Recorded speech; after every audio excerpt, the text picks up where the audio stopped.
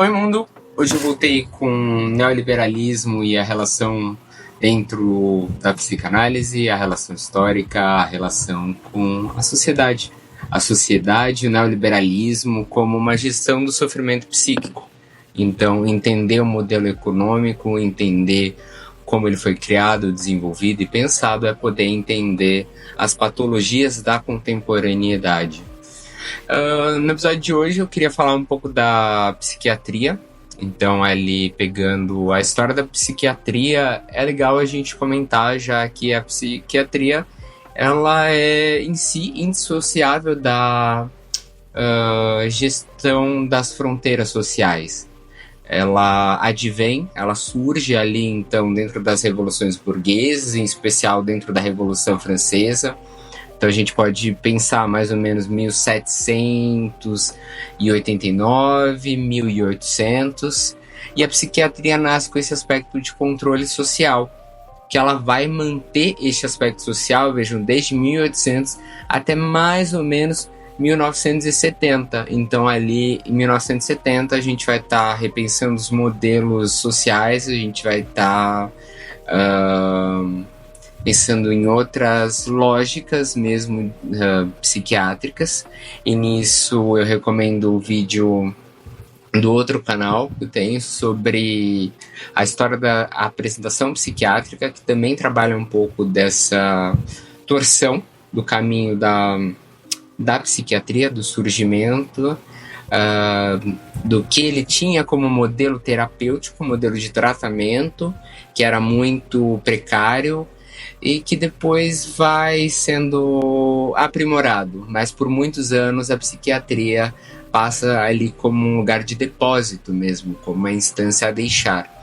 E em 1970 isso é reformulado também em vigência da noção econômica que o mundo está revendo, isso que hoje a gente está discutindo como neoliberalismo, na época o liberalismo, né? Então a gente tem a ideia um pouco da junção do terapêutico com a função do aprimoramento. E, sobretudo, a retomada das ruas por esses sujeitos que, então, eles eram alijados do social. Nisso é interessante pensar que a gente tem toda ali uma reconstrução, uma reorganização dos sistemas manicomiais. Eles são repensados, reformulados. Os loucos deixam o manicômio, ou idealmente deveriam deixar os manicômios, as atrocidades param, Barbacena para, o Holocausto Brasileiro para, e os loucos voltam à rua. Dentro do modelo atual que a gente tem algo interessante, que é muito ainda se tem a ideia de poder curar, mas não curar demais. Então, investir na saúde até um certo ponto e deixar também o sujeito adoecido. E ali a gente tem esse deslocamento da ideia médica, da ideia psiquiátrica também para um bem de consumo. Hoje, talvez um exemplo legal para poder pensar isso hoje seja esse excesso de farmácias. Eu que moro em São Paulo, uma grande capital, tem farmácias em todos os lugares, muitas farmácias, muitos tipos. A farmácia é um lugar cheio de coisas, você pode encontrar de produtos de pele, as mais complexas medicações, e virou justamente um shopping, um lugar ali de consumo, de mercantilização. E com isso também, já que a gente está falando, né, no episódio anterior, a gente falou bastante sobre a gramática dos transtornos psíquicos, a gramática do sofrimento, aquilo que é reconhecido socialmente ou não como sofrimento e como isso tem a ver com as dinâmicas sociais e a época, né, como estamos inseridos. A gente tem essa ideia de hipermedicalização hoje em dia, ou de medicalização da vida como ela é. Então a gente tem o Adderall para subir, o Venvance, o Concerta, a gente tem toda a família de benzodiazepínicos, o Rivotril, o Supan, o Alprazolam para descer. A gente tem ali toda uma variedade de produtos que não são drogas no sentido ilegais, mas são substâncias que vão ali o tempo inteiro mexer com o sujeito, mexer com essa psique, com esse corpo, com esse bio, e fazer ele desenvolver mais, produzir mais, precisar dormir menos, lidar com mais coisas ao mesmo tempo, poder pular períodos de luto, por exemplo. Ele se torna um sujeito mais útil ao capital. É um sujeito que não para, e quando ele está minimamente parado, ele ainda está fazendo a roda do capital girar. E isso para nós é muito importante, porque volta à noção de sujeitos do consumo. Então, essa noção da articulação entre a farmacologia enquanto indústria e dos psiquiatras enquanto classe é muito importante para nós. Então, diz respeito também sobre esse aumento do número de transtornos psiquiátricos, né, dessa relação de poder justamente ali utilizar novas siglas do DSM, novas patologias, né, novas não só dinâmicas do sofrimento, que são ou não reconhecidas propriamente, mas criar novos dispositivos, nichos, que são identidades que podem ser medicalizadas, e com esses medicamentos também criar um nicho de consumo. Então, existem novas formas de sofrimento. A questão é esse aumento um tanto quanto muito expressivo entre os DSMs antigos e os novos DSMs. E pensando que a psiquiatria, no momento, ela vai de um cunho muito mais ali terapêutico, né, de uma questão muito mais humanista para uma questão muito mais performática, de potencializar o que a gente tem, então, como possibilidade de cada sujeito, o que a gente tem como desempenho no trabalho, né? Então, o norte das intervenções psiquiátricas, ele deixa de ser a adaptação dos sujeitos desviantes aos modelos sociais padronizados, que nisso a gente male tinha ali na ideia, primeiro, de excluir as pessoas, né? Isso Foucault vai nos trazer brilhantemente na História da Loucura. Vamos deixar longe o que é estranho, o que é inquietante, como diz o Freud. Vamos exilar, depois, historicamente, a gente traz essas pessoas, mas trata elas, reposiciona, e hoje a gente deixa isso, abandona isso como mote e leva em questão a economia da produção, o quanto ali é possível justamente fazer com que esse sujeito produza. E é interessante que o DSM número 3, ele marca uma guinada de exclusão das narrativas. Ele passa a contar, então, a experiência do sujeito a partir muito mais de uma lista, de uma checklist, de uma checagem. A questão histórica, a questão narrativa, de encadeamento, que é um dos pontos centrais para a gente na clínica psicanalítica, ela vai sendo deixada, então, de canto para justamente ter uma pseudo-objetividade nos diagnósticos, cada vez mais diagnósticos, porque precisa ser cada vez mais objetivo. E, bom, você tem ali um recrudescimento, um empobrecimento na linguagem, nos modos de contar a si mesmo, né? Então, por isso que, por exemplo, a noção da lógica da psicanálise, enquanto vai contando de ti, vai contando, não para de contar, vai pensando, me diz aí o que tu vê, bora. É muito diferente da noção psiquiátrica no sentido mais duro, que é aquela listagem que está presente no DSM, o Manual de Diagnósticos Médicos, né? Então, tem essa ideia da linguagem comum, da linguagem que pode ser uma síntese, que pode ser generalizada, e isso muito apoiado em fundamentos biológicos, muito respaldado pela comunidade científica. Nisso a gente tem aquele livro da Passenac, que é Psicanálise e Pouca Bobagem, uma coisa assim.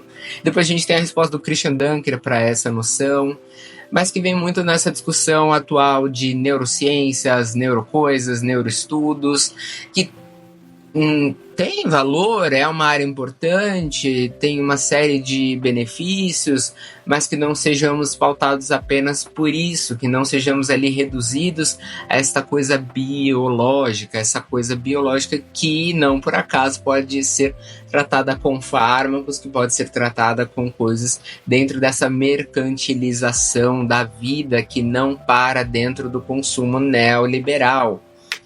E dentro dessa questão da biologização, dentro dessa questão da sociedade enquanto responsável, a gente tem a noção também desse sujeito que é cada vez mais desresponsabilizado, né? A gente tem, ele é acometido por, ele é um sujeito depressivo, bipolar, borderline, porque eu sou isso, eu sou aquilo, e dentro desta nosografia, que horas é muito vaga, muito paradoxal, a gente tem um sujeito que ele vai se perdendo.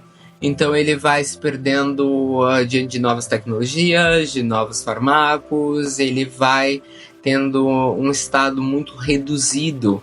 E o seu sofrimento enquanto narrativa, enquanto como ele chegou ali, enquanto o que ele sente, o que está dentro dele, quais são os próximos movimentos, as aflições, isso vai se perdendo, né? Não à toa aquela noção de que um psiquiatra de convênio é aquele psiquiatra de 15 minutos, que mal escuta sua história, já te medicou e bora lá, quando a medicação não vem de outros lugares, de outras áreas, então sou dermatologista, isso é bem interessante, né? É algo e tanto. Bom, e também pensando que isso tem a ver direto com essa indústria do capitalismo e a indústria da privatização.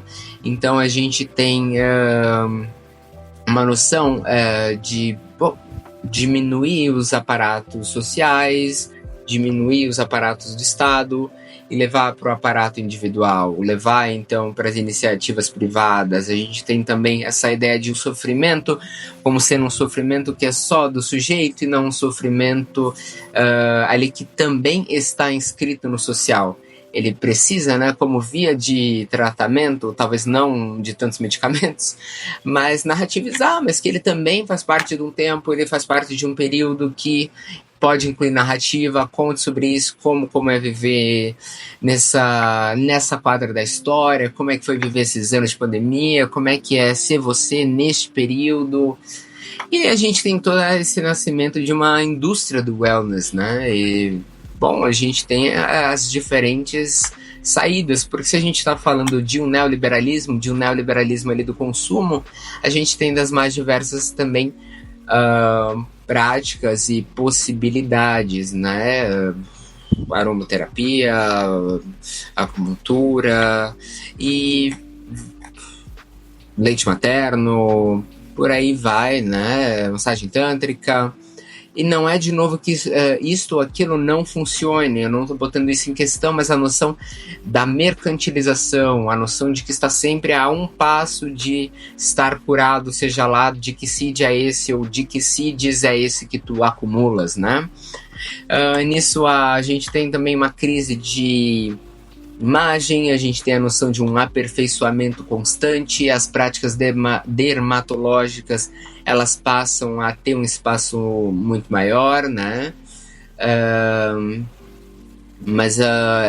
E as pessoas passam a mudar muito mais a sua estética enquanto plástica, enquanto mesmo estrutura facial. É uma questão sempre de aperfeiçoamento, né? De tentar estar o tempo inteiro ali melhor, mas que é um melhor que não se sabe bem de que melhor é esse ou de que pior é este que nós estamos falando quando falamos disso ou daquilo, né?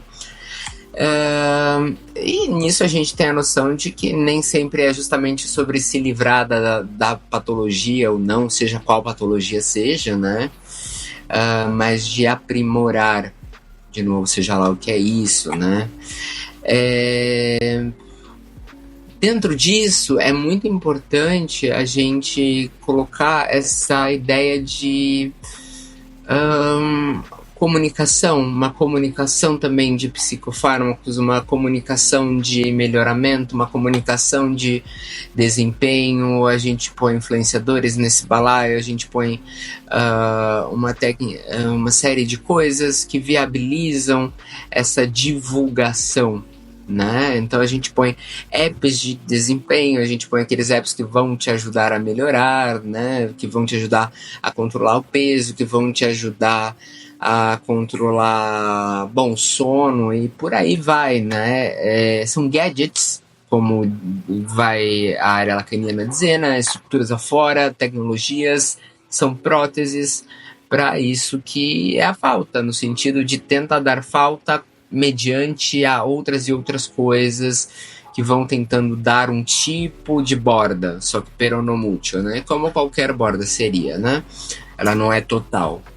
Então, bom, nisso a gente tem um peso, né? Nessa quadra da história, a gente tem um peso do diagnóstico muito forte, um peso dessa psicopatologia muito forte, médica, e a gente ali passa estruturas de sofrimento que elas, bom, são deficitárias em termos de narrativização, né?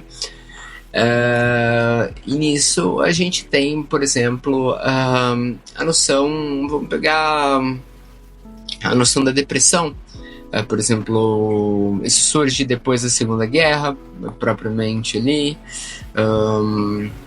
Essa ideia da depressão como uma patologia mais presente, né? Que hoje a gente tem outras que também convêm, mas que burnout.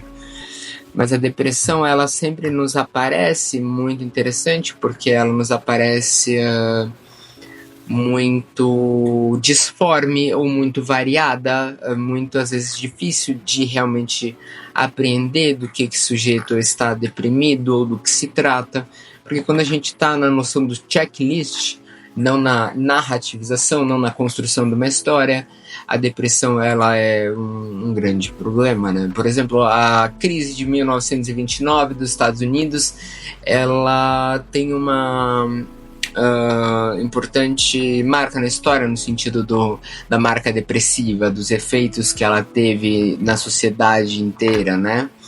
Então,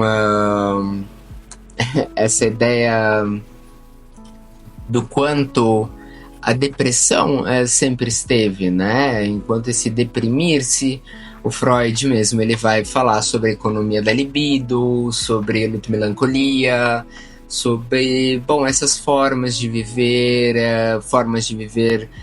esvaziadas de um sentido. Lacan vai pegar mais forte nisso com formas de viver que estão alienadas, ou seja, só no campo do outro. Eu vou viver mesmo que eu não saiba, mas em função do outro, né? E nisso, bom, tem algo interessante, porque junto com ali em 1970, junto com essa mudança econômica, junto com esse outro olhar para a depressão, junto com esse olhar para a desesperança, os novos recomeços, né, para os movimentos hippies, a gente tem ali uma economia que é baseada na economia do sofrimento. Então, o sujeito que sofre numa quantidade ideal, né, como vai dizer o Friedman, um medo constante de desemprego, né, assim, uma noção de desamparo, como vai colocar o Adam Smith a partir do liberalismo, ele vai levar o sujeito a produzir mais, né?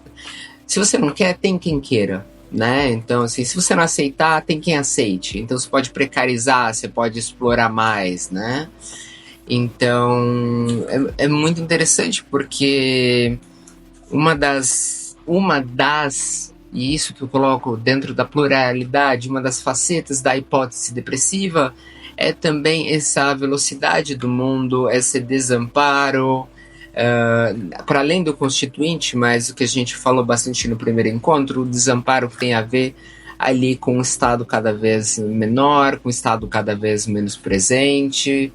Isso para nós é muito importante, né? É muito proeminente, né? E que, por exemplo, a gente pode pensar fazer um correlato com a questão dos borderlines e o bipolar bem por cima, na noção do quanto o sujeito consegue então desenhar os próprios limites, né? Pegando Lacan, o campo da fala e a estrutura do sujeito, o estádio do espelho, quanto o sujeito pode colocar para ele os próprios limites, se inscrever no social, sabe que não dá para passar de certos limites, consegue ter acesso a XYPTO, mas sem avacalhar, né, no sentido de acabar com tudo. Isso são patologias do social e patologias que estão muito relacionadas a essa noção do neoliberalismo, essa noção do consumo desenfreado, essa ideia mesmo do que há de mais excesso. Então, um outro ponto que parece sutil, mas é muito, muito importante para nós, essa ideia da organizar os trabalhos em projetos, em contratos provisórios, em extensões limitadas, poder desvincular, né? Então poder fazer sempre mais contratualidades de MEI, né? Onde se tem menos garantias do Estado, menos garantias pelo sujeito empregador. Então, justamente esse processo de desarticulação que a gente falou bastante no outro encontro e que, nossa, um expoente grande nisso foi, por exemplo, a Margaret Thatcher, né? Então, essa ideia da identificação de visões de mundo e como o neoliberalismo ele molda nossos desejos e nesse sentido a performatividade neoliberal, essa performance em excesso, tem um efeito ontológico, tem um efeito no como cada um sofre, tem um efeito no corpo frente a essa plástica corporal, essa plástica social, né? Uma sociedade, então, muito mais, vamos dizer assim, cruel, fria, apática, impiedosa e ao mesmo tempo marcada por uma série de conflitos no sentido históricos mesmo. Vamos pensar então na ditadura militar, pensar no Ainda Estou Aqui, o quanto o golpe militar é difícil responsabilizar o outro, né? É difícil fazer algo com isso, é difícil então o Estado colocar um limite, né? O Estado atual ele não coloca tantos limites assim. E são limites no sentido do que, de novo, não ao sujeito, mas à economia, ao Estado enquanto modelo econômico, né? Então, responsabilizar quem derrubou o Estado, teve muitos interesses econômicos à época, inclusive externos, e, bom, é isso, né? Então, o que tem a ver com isso, né? Um bom exemplo disso foi ali durante a Covid, Jair Bolsonaro, em 28 de abril de 2020, ele fala o "e daí, né, não sou coveiro", que diz justamente sobre, mas tu és o líder da nação, o governante, tu te responsabiliza, diz para onde a nação vai, diz para onde nós vamos, né? Então mostra ali o quê? Uma redução do pacto civilizatório nas suas bases. Então mostra este sujeito que são governados e que escolhem governantes que inclusive estão nem aí, né? Que eu posso fazer? Não sou coveiro. Isso é bem interessante porque escolher líderes que, estão a Deus dará, né? Cada um por si, diz bastante sobre como anda o sofrimento, né? O sofrimento anda muito desarticulado, vem muito no corpo também, né? E essa questão da fragilidade no pacto social, ela tem toda uma questão com a revolta, o aumento da delinquência, como vai dizer o Contar do Caligares, a delinquência também como um pedido de ali respaldo e que o Estado possa identificar, possa me reconhecer, né? Então, um aumento da delinquência, um aumento do desalentados, uma diminuição na capacidade de sonhar, um atrofiamento corporal, e que tem tudo a ver com esse molde econômico, esse molde social que é o neoliberalismo, né? Essa estrutura de consumo, essa estrutura organizacional enquanto sociedade, né? Então, se o trabalho no capitalismo ele sempre gera um mal-estar, também há sempre um modo de piorar essa situação, né? De romper com esse pacto.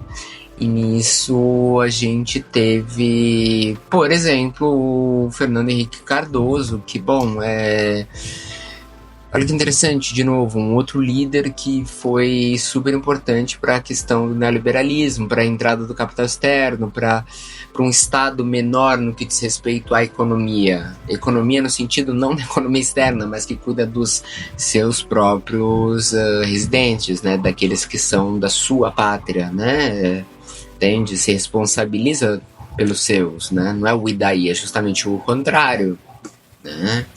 Então, essa noção do desemprego tem muito a ver com essa precarização social, o aumento do nível de criminalidade, mas que diz respeito também a essa concepção neoliberal de um Estado menor, de vamos tentar diminuir o custo estatal, vamos terceirizar isso, vamos dar o poder justamente a quem é do privado. O privado, então, ali, teoricamente, ele teria melhores condições de lidar com a coisa.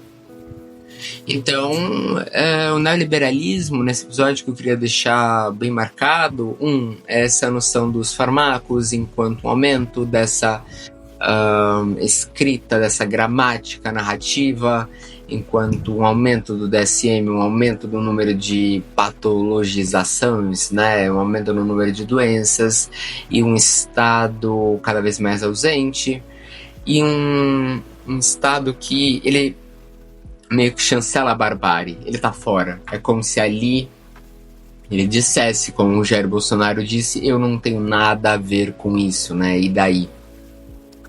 E para terminar, né, trazer um filme que acho que é bem legal nesse sentido, para quem não viu o spoiler, mas Bacurau, que é um baita de um filme e que vem estrangeiros fazer um tipo de safari aqui no país, né?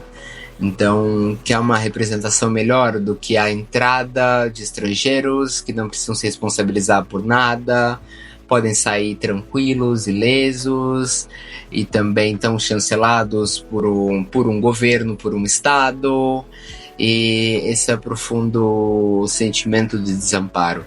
E frente a isso, o que a gente tem são as organizações, as narrativizações da vida, né? Então, poder narrativizar a vida, poder contar ela de um jeito mais complexo não difícil, mas complexo no sentido de o que me levou até ali, o que eu fiz, o que veio depois, o que veio antes, e bom, quais são meus desejos, o que eu quero, minhas necessidades, mas tem isso, é de fato poder voltar a um lugar de criação, poder criar, é o campo criativo da palavra, né? É o campo criativo e que ele tem um potencial, uma estrutura que cura o sujeito. Era isso.